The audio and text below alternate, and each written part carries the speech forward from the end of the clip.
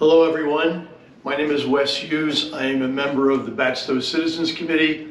The Batsto Citizens Committee is the officially recognized Friends organization that supports both Batsto and Adsine in the New Jersey State Park System. So welcome to the big house, the Batsto Mansion. We were with you a few weeks ago to do a tour of the first floor, and today we're going to take you to the upper levels, not the second floor, not the third floor, but the tower and the steps to the tower today.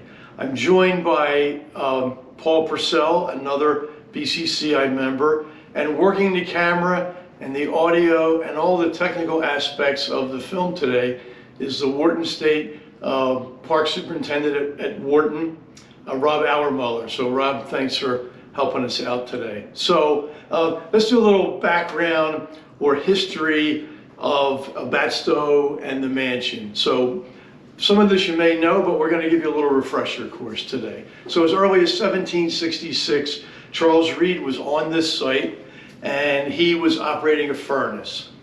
In 1784, William Richards comes here, purchases the property, and subsequently he and his family spend almost 100 years running a business and raising their families, multiple families, on this site. 92 years to be exact. So the house we're standing in on the third floor right now, the Batsto Mansion, actually has its origins in 1784. So the Richards family, as we said, were here for almost 100 years. The house that they began was added on to in 1810 and 1830 by William's son, Jesse. So the modifications or additions to the house were done during Jesse's period of managing the site.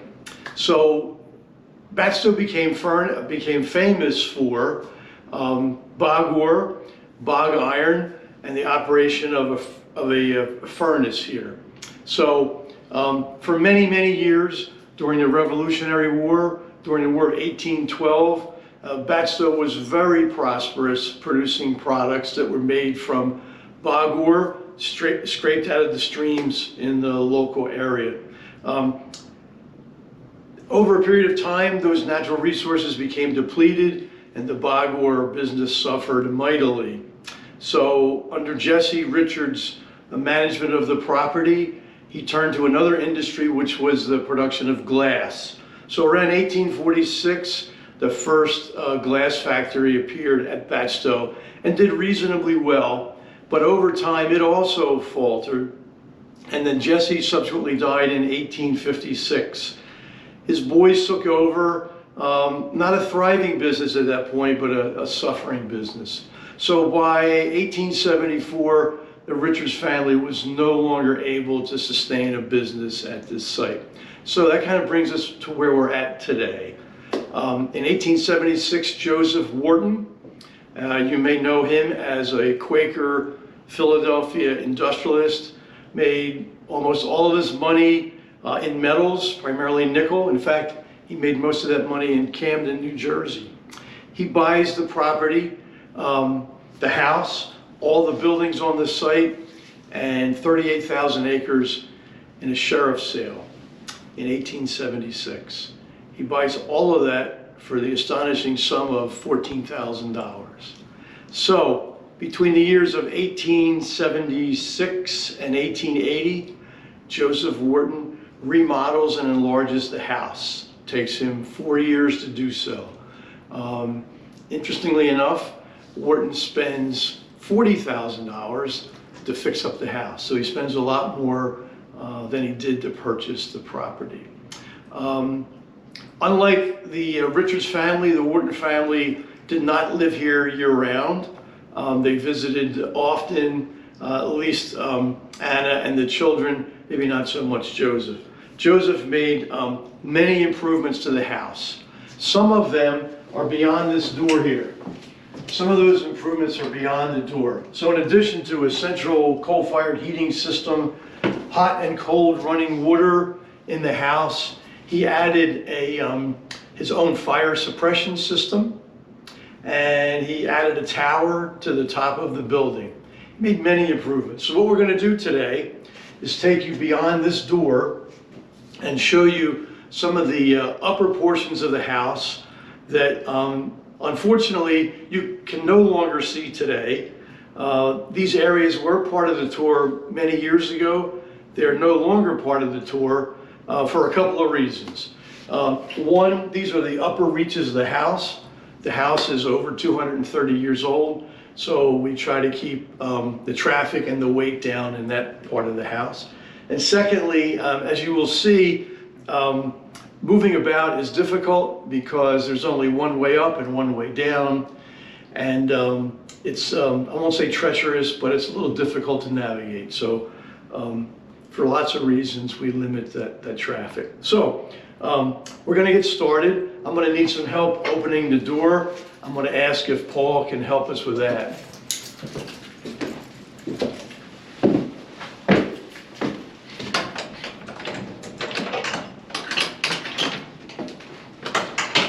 Okay, so when I was a little child, which was a very, very long time ago, this part of the house was part of the tour, so it no longer is. So you're getting a real treat today. Here we go. Okay, on the way up the stairs to the tower, we're stopped here in what is referred to as the third floor tower bedroom. This is also a place that very few people see because the doorway that Rob is standing in that's now open is always closed. So this bedroom, we believe during the Wharton era, was used by Joseph and Anna Wharton's middle daughter, Mary. So you may recall that the Wharton's primary residence was at Ontaluna in Philadelphia. They had a large residence there. Mary would come here often because it's believed that Mary had a nervous breakdown at some point in her life. So her parents would bring her here with a caretaker, Mrs. McClure, and Mary would spend a lot of time here enjoying the peace and quiet of Batsto, which it really was, peace and quiet at the time. So we believe that she spent a lot of time in this room. There's a couple interesting features here. One is this piece of pipe. Today it's a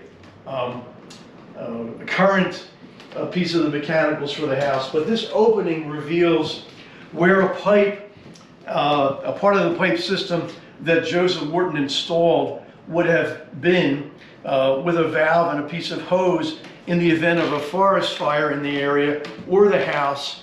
The fire could be extinguished. We're going to talk a little bit more about that as we go up the stairs. That opening is as part of the modification that was done between 1876 and 1880. There's another interesting feature in the house that I'm looking at right now, and that is this bell, what we call bell pull or bell handle. So one of the improvements that Wharton made was to create a signaling, if you will, an early intercom system throughout the house, using cables and pulleys and small bells that were stationed throughout the house. And these handles, if you ever watch shows like Downton Abbey, you'll see them. They're prevalent in that show. So if you operated or turned one of these handles, it would ring a bell someplace in the house, and an employee, somebody assigned to work in the house would come to your aid. So when you come to tour the house, when it reopens, when you look for a bell pull, you can typically tell who may have resided in the room. So if the room had a bell, it was typically occupied by somebody who was an employee or a servant. If you find a handle, that room was occupied by either a family member or somebody of I don't want to say prominence, but of enough importance that they could call for help. So that's kind of a clue about how the room was used or who it might have been occupied by. So that's it for, well, actually there's one other little piece here. So this little knob sticking out of the wall is actually a piece of pipe. So when Wharton improved the house. He piped it entirely for the use of natural gas. So natural gas was not here at the time. He used oil-fired lamps. But Joseph Wharton knew that sooner or later, natural gas would come to this area and he would take advantage of it. So we always tell people on the tour that live in the area, like Pleasant Mills or Nesco, they too know that natural gas will come to this area sometime, but it has not yet gotten here. So we're going to move up the stairs and start heading for the tower. Halfway up, we have a stop to make. We're going to talk a little bit about what's on that level. So follow me up.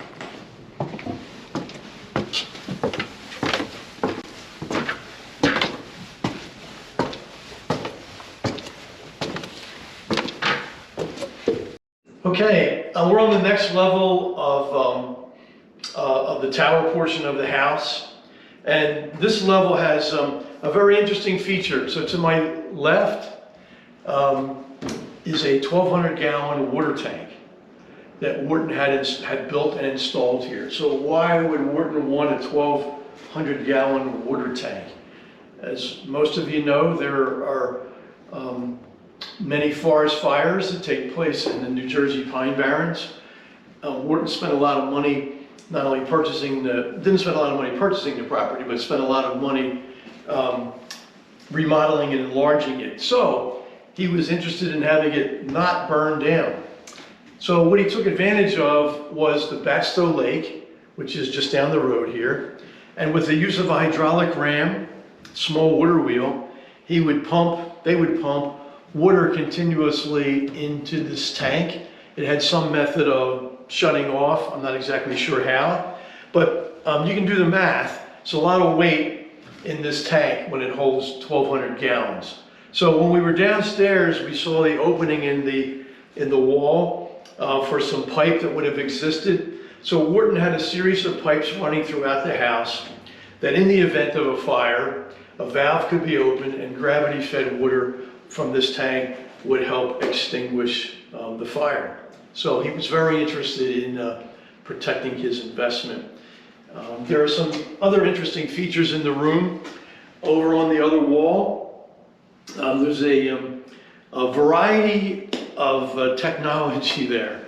The first thing is there's a register just under the window that would have been added by Wharton as part of his coal-fired central heating system. The pipe work that you see is part of the mechanical system that operates the geothermal heating and cooling system that's employed by the state in this facility to keep it intact. So in various parts of the building, there are a variety of mechanicals for the geothermal heating and cooling system. And then on the windowsill, some really current technology, which is one of our router extenders that helps us operate the webcams that are mounted just outside the tower. And that's where we're headed next.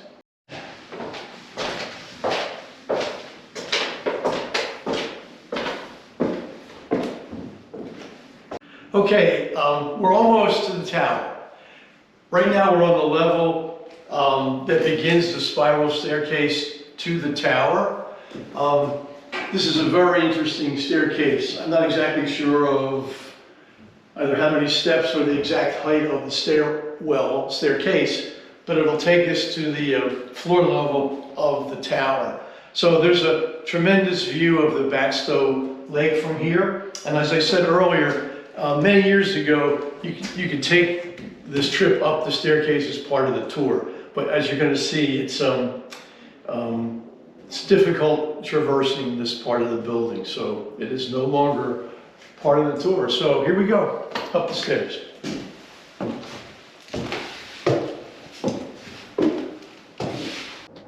Okay, here we are. We're finally at the Mansion Tower.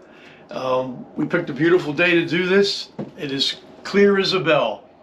Right now I'm facing west, and when we get a camera shot of that on a day like today, you can just barely see the tops of the buildings in Philadelphia, which is probably 40 miles away. a little over 40 miles away. To my rear, we're looking southeast, and the tops of buildings in Atlantic City, probably another 40 miles in that direction, are visible. So why did Wharton put a tower here? Well, it was really pretty simple. As we said before, there are often forest fires in the Pine Barrens. So he created this tower to have someone up here who could look for the presence of fires in the area. Now, when the modification or building changes were made at the end of 1880, this was not enclosed. There was just a piece of galvanized pipe or some kind of pipe that kept you in the structure and from falling out. I'm not exactly certain, but I want to say that in the 20s, when the house was electrified and some other modern improvements made, this was enclosed. I'm not exactly sure, but in the 20s or 30s. So, in fact, after Wharton died in 1909, and there were a series of caretakers at the site until 1954, the family allowed people from the state into this area to use it as a fire watch tower. So, Paul, how tall is the tower? It's taller than me. Yes, it is. It's taller than you. So, from the ground to the very top of the structure is about 116 feet. So, the Batsto Citizens Committee took great advantage of this height in order to add 2 live webcams, which are attached to 2 sides of the structure. If you go to our website, well, if you're looking at this, you're on the website, but you'll notice that on the website there's a click on the home page for a live webcam view. So we have a view looking both west and east, and they are in fact live. So we are told by the weather people that we're going to get snow at the end of January. The views from this are really spectacular in that kind of weather, either stormy weather or inclement weather. So log on to the webpage and check out the views from these 2 cameras. So it's pretty amazing. These cameras are running off of Wi-Fi from here, which is a miracle that we get a signal all the way downstairs, but we do. It works really well. So we have a tremendous view of the lake, the rest of the park, Route 542, heading east out to the New Jersey State Parkway. A tremendous shot here. That's pretty much our tour for today. I guess I would conclude by reminding you what happened after Wharton passed away in 1909. So, Wharton dies in 1909. No one in his family wishes to live at Batsto. Why? Well, they have a beautiful 36-room mansion in Philadelphia called Ontaluna. They have a beautiful 36-room mansion in Jamestown, Rhode Island called Marabella. Batsto's kind of off the beaten track. They do come here from time to time to enjoy the quiet and the scenery, but they don't live here all year round. No one in the family wishes to live here. So the family hires a series of caretakers to watch over the site. And in 1915, the family offers the property to the state for a very reasonable sum of $1 million. The state puts this on a referendum. The citizens of New Jersey elect not to spend that money. So the property becomes still in the Wharton family. A series of caretakers here, most notably the Hermans near the end. And then again in 1954, the family offers the property to the state of New Jersey. The state of New Jersey buys it in a series of a couple of transactions for $3 million and begins the process of creating this beautiful state park. So when Wharton bought this property in 1876, he bought 38,000 acres. At the time of his death, he owned 96,000 acres. Today, the Wharton State Forest, which is the property that Wharton's family sold to the state, is now, I believe a little over 123,000 acres because the state continues to buy property that becomes available on the periphery. So we're told that before Wharton passed, he told his family that if they ever sold Batsto, it was his dying wish that it not be sold in pieces, that it be left intact. So from that wish, we now have this beautiful 123,000 acre site, the largest state park in this system. So, you know, I could go on for a long time about this, but we'll end the tour with this great view from the tower. We encourage you to keep visiting the website to look for updates. Leave us email through the site. You can do that. And sooner or later, you'll be able to come back and look at all this for yourself and not listen to me. So at some point when the pandemic is gone and the buildings reopen, please come back and visit us. So Wes, how do people get involved in Batsto? great question, Paul.